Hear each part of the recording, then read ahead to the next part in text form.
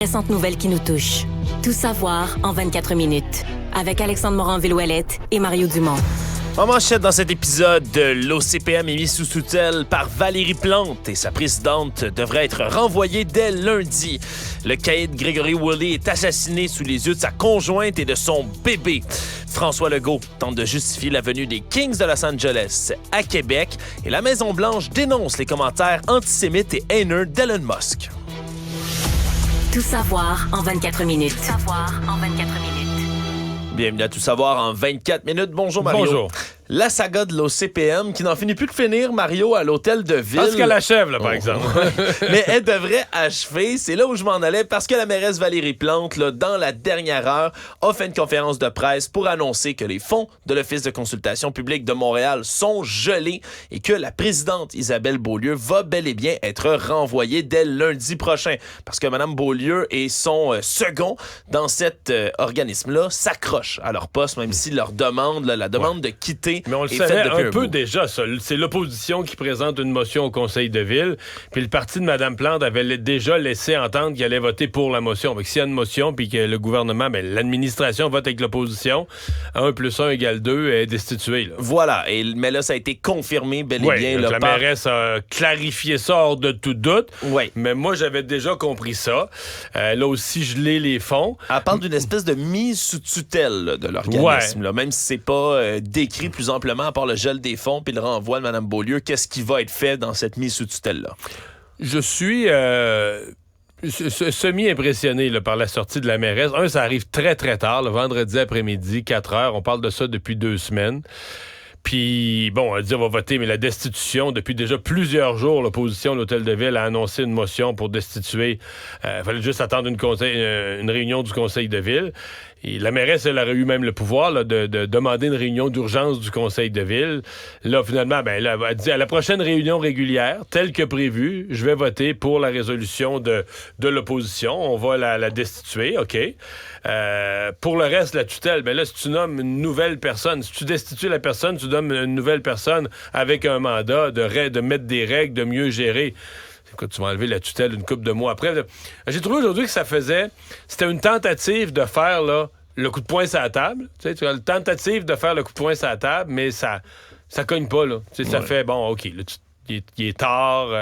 Trop peu, trop tard, pétard mouillé. Oui, vraiment, là, c'est ça. Et tout ça suivait une journée, Mario, dans laquelle on a entendu devant la commission des finances de l'administration de la Ville de Montréal les témoignages de l'ancienne et de l'actuelle présidente de l'OCPM qui se sont offerts des versions qui étaient divergentes et qui se piquaient entre elles, Mario. Là. C'était tout d'abord... C'était 2 grandes amies, ça. 2 très, très grandes amies. C'est Dominique Olivier qui a demandé à Isabelle Beaulieu de la remplacer, qui l'a fait nommer là. Oui, mais... Si elles sont d'anciennes amies, Mario, peut-être que le terme ancienne est à souligner. Oui, ça me paraît, d'après la journée d'aujourd'hui. Là. Voilà, parce qu'elles se sont offertes toutes que des pics aujourd'hui. Isabelle Beaulieu qui a reconnu tout d'abord là, certaines erreurs dans la gestion des finances, dans la gestion du temps qui étaient faites au sein de l'entreprise, mais tout de suite après, est passée en mode offensive. Taxait, entre autres, là, Dominique Olivier, alors qu'elle était sur place de vol de temps à l'OCPM. Là. C'est majoritairement ce qui est ressorti aujourd'hui. Donc une pratique des employés. Là, oui. qui n'est pas une pratique, mais une pratique qui était autorisée aux employés. Exactement. Là. Par exemple, elle expliquait qu'au moins une semaine, à Noël,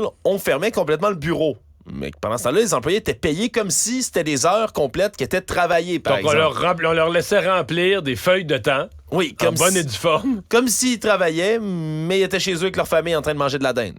Par exemple. Ça fait partie des vols de temps qui ont été constatés. Elle explique qu'il y a des compensations. On parle d'autres journées, en plus du temps des fêtes, d'autres journées. Il y avait une pratique, même s'ils n'étaient pas là à certains moments, on remplissait la feuille de temps. Voilà, des compensations de vacances sur leur paie aussi. Ils prenaient des vacances de semaines payées comme ça, des semaines de vacances payées. Même si c'était pas le bon moment, remplissait des feuilles de temps. Elle affirme, Mme Beaulieu, avoir mis fin à ces pratiques-là. Elle a réitéré aussi que si elle restait en poste, ce qui semble évidemment de plus en plus improbable, mais qu'elle allait mettre fin au lunch de travail et aux cadeaux de retraite onéreux aussi. Une autre pratique qui existait sur place.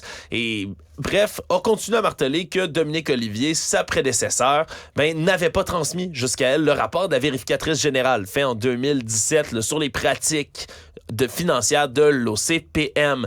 Bon, donc elle est revenue sur tous ces points-là. Dominique Olivier elle-même a eu la chance par la suite de répliquer. Elle disait qu'elle trouve difficile qu'on l'accuse de gaspiller des fonds publics. Elle essayait de justifier les dépenses au restaurant qui avaient été faites. Et elle a même dit par la suite, c'est une phrase, Mario, moi je trouve qui est peut-être resté au travers de la gorge de certaines personnes, au travers de leurs oreilles.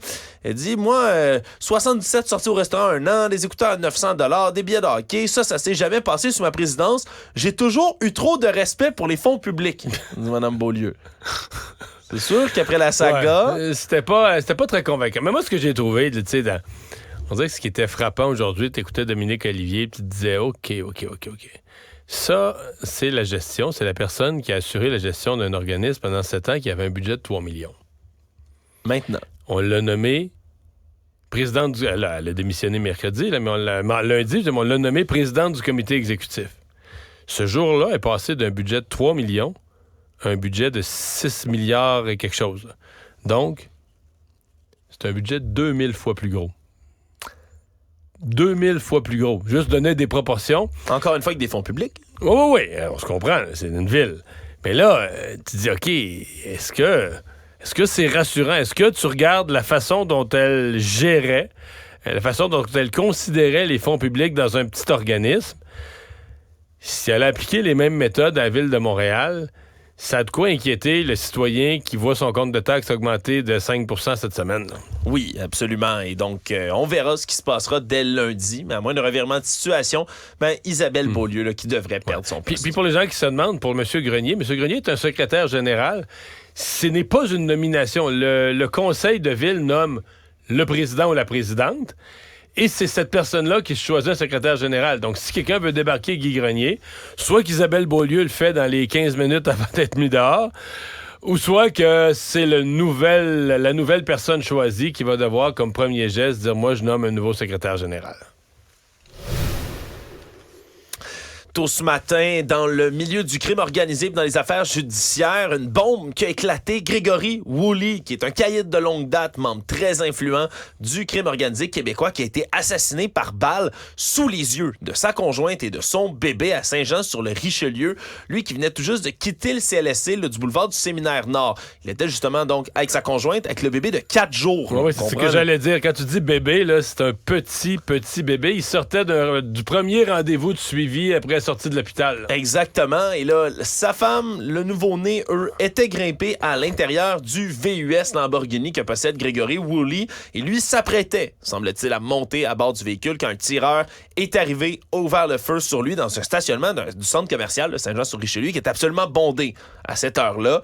Et il est tombé sur le sol. On l'a transporté à l'hôpital qui est même pas à 300 mètres de là, mais déjà, son décès a été constaté. Sa conjointe et son bébé, eux, n'ont pas été blessés.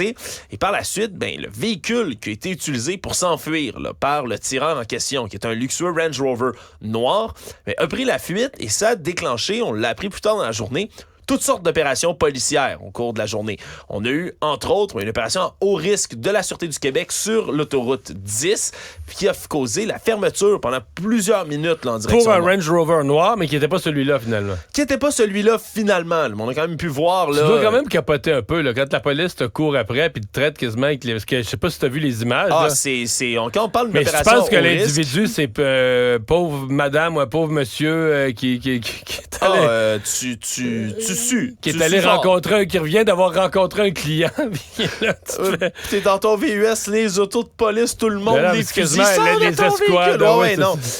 Ça peut être paniquant, certain. Là. Et donc, malheureusement, ce n'était pas le suspect en question. Par contre, on a du nouveau sur le véhicule dans lequel aurait pu prendre la fuite le tireur dans cette histoire-là, parce qu'il y a des résidents du quartier Pointe-Saint-Charles à Montréal, 1 heure après le meurtre, qui ont vu un individu masqué, suspect, arriver, parquer un Range Rover noir, justement, qui a pris presque immédiatement, là, s'est incendié, là, a pris feu complètement et l'homme en question, lui, a pris la fuite. Il y a des caméras de surveillance des citoyens du voisinage qui ont d'ailleurs capté des images qui ont été transmises et à la police et à nos collègues du Journal de Montréal. Des images du suspect, là, masqué, chandail noir, capuchon, qui s'enfuit en regardant derrière lui, en regardant le véhicule incendié. Bon, du côté de la police, on n'a pas voulu confirmer qu'il s'agissait du véhicule de la personne qui a assassiné Gregory Woolley, mais dans la dernière heure... C'est un mode d'opération connu. Oui, et dans la dernière heure, c'est la Sûreté du Québec qui a repris l'enquête des mains du SPVM autour de l'incendie du véhicule. Donc, 1 + 1 = 2, Mario. On peut déduire qu'il s'agit bel et bien du véhicule ayant servi au tireur dans cette histoire-là. Donc, l'enquête qui va se poursuivre, mais Gregory Woolley, qui était vraiment très présent dans le paysage là, du crime organisé au Québec, qui se fait abattre, mais surtout qui, dans les dernières semaines, avait été visé par divers gestes criminels. Là, dernières semaines, derniers mois.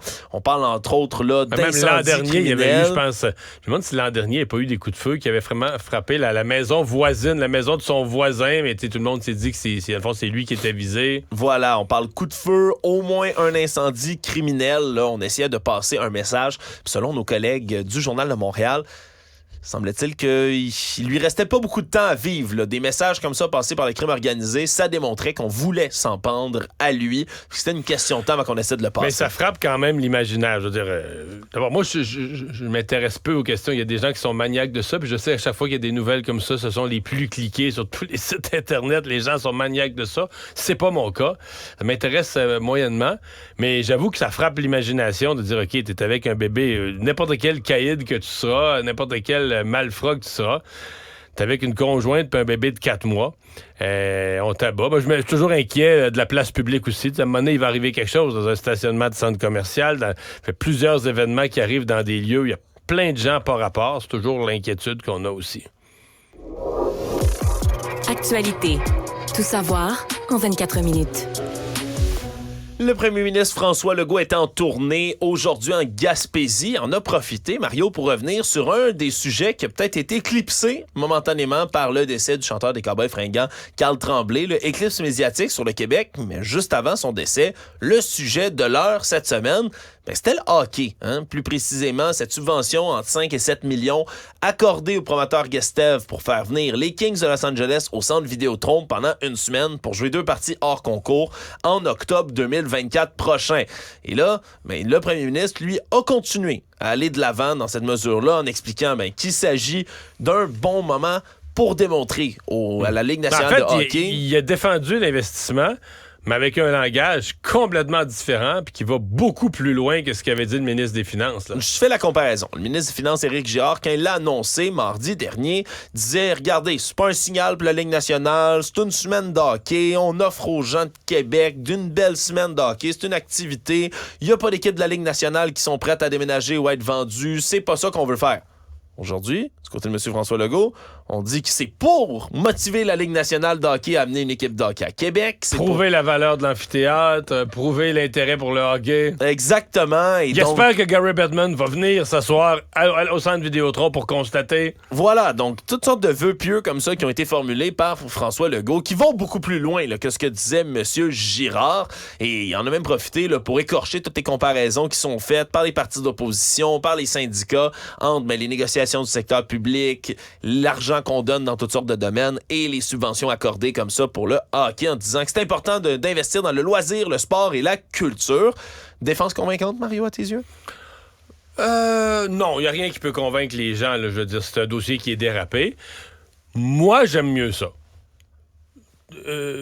D'accord, pas d'accord avec le montant. J'ai l'impression que là, on a plus la vérité. T'sais, on a plus quelque chose qui justifie, qui s'explique. On a plus la vérité. Puis tant qu'à faire, j'aime mieux avoir l'heure juste. Oui. C'est ça mon point de vue. Là, j'ai l'impression que là, j'entends ça, puis j'ai l'impression que là, on a l'heure juste. Ça ressemble plus à...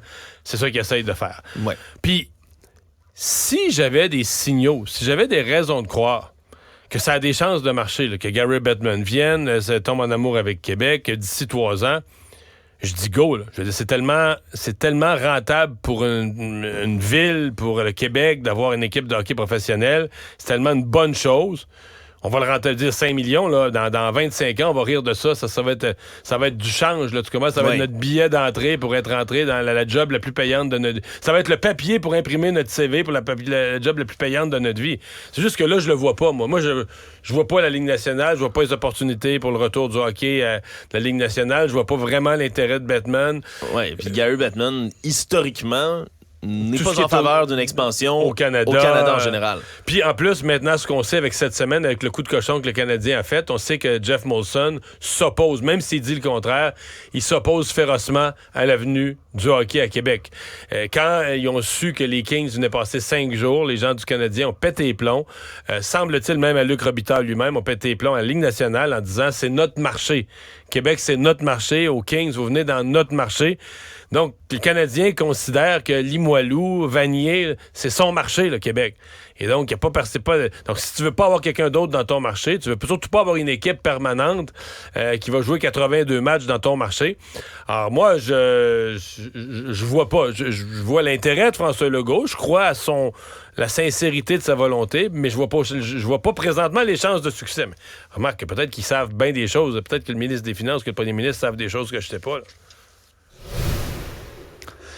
On a appris aujourd'hui que les événements violents dans le métro et les autobus de la Société des transports de Montréal ont augmenté, suivent une tendance à la hausse qui a été observée alors qu'il y a plus de 600 événements recensés en date de septembre dans les transports à Montréal. C'est un rapport du service de police de la Ville de Montréal qui a été révélé. On parle 603 incidents à caractère violent depuis le début de l'année 2023, mais ça arrête à la mi-septembre, ce qui veut dire qu'on est en voie de dépasser les chiffres de l'année 2022, alors où on avait eu 742 événements violents au grand total. On parle particulièrement, c'est un spectre qui est absolument très vaste, mais on parle plus précisément de voies de fait armées ou pas, des vols qualifiés, des agressions sexuelles, qui sont les 3 crimes les plus commis dans les transports de la Société de transport de Montréal, pardonnez-moi. Et la STM, elle, aujourd'hui, a décidé de se faire rassurante en disant que c'est le climat social qui change beaucoup, que ça se répercute dans les transports de la STM et que c'est pas dans les transports eux-mêmes qu'il y a un problème, mais plutôt dans la société en général où ça s'est polarisé et où ça se durcit un peu. Reste que même si on a embauché plus d'effectifs du côté de la STM dans les dernières années pour sécuriser le transport en commun, c'est sûr que ça se détériore dans le métro de Montréal, Mario, puis c'est observable à l'œil nu pour n'importe quel usager à Montréal. Ouais, à cause de quoi? Des problèmes de santé mentale en général. C'est sûr que ça, c'est un facteur. Augmentation de l'itinérance. Mais c'est un gros problème parce que, je te donne un exemple, on veut encourager, par exemple, les aînés à prendre le transport en commun, on leur donne même gratuit. Mais gratuit ou pas, pour les aînés, la question de la sécurité, c'est fondamental, là. Oui. Je pense aux femmes seules. Ce matin, nos journalistes étaient sur le terrain, là. Parmi celles qui étaient les premières à dire « Ouais, ça nous tanne, ça nous inquiète », il y en a une qui disait « J'aime mieux être avec un ami ou avec quelqu'un ». Les femmes seules qui travaillent de soir, t'entendais ça, là, cette inquiétude sur la sécurité. Alors, c'est une chose, c'est certain, sur laquelle on doit travailler. Mais dans une ville qui se détériore en général, souvent, la sécurité vient avec le reste, là. Tout savoir en 24 minutes. On a vu une avalanche d'hommages au chanteur des Cowboys fringants, Carl Tremblay, décédé cette semaine à la suite de son cancer de la prostate. Ça venait de tous les milieux, du milieu politique, tous les milieux publics, culturels, sportifs même, alors qu'on a même vu, je l'ai vu plus tôt aujourd'hui, témoignage David Perron, joueur de la Ligue nationale. C'est incroyable ce qui est arrivé. Incroyable, lui qui joue avec les Red Wings de Détroit et qui dit « Je fais jamais ça d'habitude, mais j'ai écrit les initiales de Carl Tremblay, K sur mon bâton de hockey parce avant la partie. Parce qu'il était tellement un grand fan, tellement touché par le décès. Absolument. Puis là, après ça, il expliquait qu'il a fait un but, puis que la rondelle est passée juste à côté du côté. Mais pour vrai, c'est que mais t'as vu l'image? C'est que la rondelle, il l'a pas compté vraiment avec sa palette. Là. Il l'a plus compté. Ça a rebondi sur le manche. Ouais. Lui, il dit tout près d'où il avait écrit côté, puis à rentrer. Ouais. Beau moment. Écoute, qu'on soit superstitieux ou pas, Mario. Des belles histoires qui continuent d'arriver. Et bien évidemment, celle qui était peut-être la plus attendue là, dans ses témoignages, celui de Marie-Annick Lépine, qui est elle aussi membre des Cowboys fringants, mais surtout la conjointe de Carl Tremblay, qui a écrit un vibrant hommage aujourd'hui sur les réseaux sociaux, parlant de Carl comme un être d'une bonté extrême, qui donnait toujours tout aux autres, demandait jamais rien, puis a pu expliquer que les rôles se sont renversés dans les dernières semaines, à cause, bien évidemment, de la condition de Carl Tremblay qui se détériorait. A dit avec affection qu'elle a pu donc être son infirmière personnelle, l'aider au travers de tout ça, et en l'appelant affectueusement mon gros, dans le message, parle de ses filles qui ont hérité beaucoup de lui et qui va continuer à vivre au travers des 2 filles. Vraiment, témoignage absolument bouleversant, renversant. Mais elle avait fait un très beau message hier aussi là, à l'Assomption lors du rassemblement. Je trouvais qu'elle s'était exprimée avec beaucoup de grâce.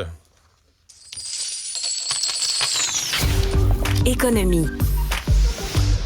Après avoir vu Jean Charest faire une apparition lorsqu'on a annoncé des barrages, Mario, il y a un autre premier ministre québécois, un ex-premier ministre qui refait une petite apparition sur la place publique. Mais lui, c'est son travail dans ce cas-ci. Et voilà, lui, c'est son travail dans ce cas-ci. C'est Philippe Couillard, maintenant, qui va être l'un des dirigeants d'une jeune entreprise qui veut développer ici au Québec des batteries aluminium-ion. Technologie différente, donc, des batteries qu'on utilise... Lithium-ion. Exactement, parce qu'en ce moment, c'est lithium-ion. C'est vraiment ça, les batteries sur lesquelles on planche le plus partout. Puis c'est les batteries qui fonctionnent. On s'entend, dont les modèles sont développés. Mais il y a d'autres pays sur la planète qui sont en train de développer des batteries avec des alternatives. Entre autres, les Chinois qui veulent faire une batterie sodium-ion. Les Australiens, eux aussi, qui essaient de développer une batterie aluminium-ion. Et c'est ce que l'entreprise pour laquelle travaille désormais Philippe Couillard, Electrion, veut tenter de développer aussi au Québec. On se comprend, minuscule entreprise, là, ils sont pas prêts de développer des batteries, ils sont pas prêts d'en produire encore plus. Mais Philippe Couillard qui réapparaît comme ça et qui va être certainement une figure importante, là, visage et porte-parole de cette entreprise-là dans laquelle on va essayer de développer des nouvelles sources de batteries parce qu'on en a là, de l'aluminium ici au Québec. On a beaucoup d'aluminium et c'est un secteur de recherche. C'est-à-dire que les batteries lithium-ion, on la pôle, mais si tu lis un peu, il y a toutes sortes d'autres métaux ions, là, oui, qui sont sur lesquels, ou je dis métaux et éléments, là, et toujours un peu selon le même procédé, mais qui, on se dit, bon, est-ce qu'un autre, un jour, pourrait être encore plus efficace? Pour l'instant, on a l'impression que le lithium est comme... il n'est pas battable. On est certainement plus avancé sur le lithium. Oui. Fait que, c'est bien. C'est bien. On n'a pas tant que ça. On voit pas beaucoup, M. Couillard. On n'entend pas. On peut pas lui reprocher là, de trop se mêler d'être la belle-mère dans les affaires du Parti libéral. Tout ça, il est très, très, très discret. Oui, lui avait été avec... En fait, l'entreprise qui est derrière celle-ci, British quelque chose, c'était déjà son employeur. Là, ça avait comme mal tourné. Ouais, British Volt. Volt, mais il y avait comme... Et là, ils reprennent cette opération-là et on remet Philippe Couillard à l'avant-scène. Le revoilà qui met la roue à l'épaule pour l'économie du Québec, Mario. C'est bien. Pas beau tout ça. C'est bien. Le Monde. C'est une nouvelle en développement, alors qu'on sait que le Twitter, le réseau social Twitter, mais anciennement Twitter, désormais X, bat de l'aile depuis déjà plusieurs mois. Bat de l'aile en raison des problèmes de financement et des gens qui viennent poser des annonces. Les grandes entreprises qui mettent des annonces, mais il y en a de moins en moins parce que sur Twitter, on a vu une recrudescence, entre autres, des commentaires haineux, commentaires antisémites, théories du complot, haine en ligne. Tout ça s'est multiplié depuis un bon moment. Mais depuis hier soir, c'est des annonceurs titanesques, Mario, qui quittent le navire autour de Twitter en raison des commentaires. Un des premiers, je pense, c'était IBM. Ça a été IBM, puis dans la dernière heure, Mario, je te confirme que Apple se retire également là, du côté de X. C'est-tu gros, ça, Apple? C'est énorme, Apple, on s'entend, Mario. C'est encore la plus grosse compagnie du monde par capitalisation boursière? Eux ou Microsoft? Là, je ne saurais te le dire, mais c'est assurément un titan. Et tout ça parce qu'Elon Musk a commencé à faire de la promotion. Mais je dis commencer. Ça fait un moment que Elon Musk amplifie toutes sortes de théories du complot qui circulent sur X à sa guise. Va reprendre, repartager, commenter en disant c'est intéressant, c'est étrange sur diverses théories complotistes qui parfois partagent de la haine en ligne. Et cette fois-ci, mais c'est encore pire, là, il a repris les propos d'un propriétaire de compte qui disait que les Juifs dans le monde encouragent la haine contre les Blancs, encouragent, donc c'est une théorie du complot qui est assez populaire parmi les nationalistes blancs, entre autres, les Juifs auraient un plan secret pour favoriser l'immigration clandestine dans tous les pays du monde, particulièrement les pays occidentaux, pour saper la majorité blanche, pour être capable de faire entrer un nouvel ordre mondial. La théorie du complot complètement cinglée et antisémite. Mais M. Musk, lui, qui a repris ces messages-là en disant « Tu dis l'exacte vérité ». En retweetant ces messages de théoriciens du complot. Puis tout ça tombe à un moment où des enquêtes commencent à démontrer qu'il y a toutes sortes de compagnies, dont Apple et IBM, qui publient des publicités qui sont placées à côté de messages pas antisémites, néo-nazis, des images d'Adolf Hitler sur lesquelles on vante certaines de ses citations, certains de ses programmes à l'époque avec le parti nazi. C'est pas petit, ce qui se passe, c'est vraiment, vraiment énorme. Et aujourd'hui, c'est la Maison-Blanche, aux États-Unis, qui a accusé Elon Musk d'avoir fait de la promotion abjecte de la haine antisémite et raciste. Donc, on est quand même passé à une autre vitesse de ce côté-là. Qu'est-ce que ça va pouvoir vous dire pour X, Mario? Il y a fort à craindre que ça aille de plus en plus mal. Résumer l'actualité en 24 minutes, c'est mission accomplie.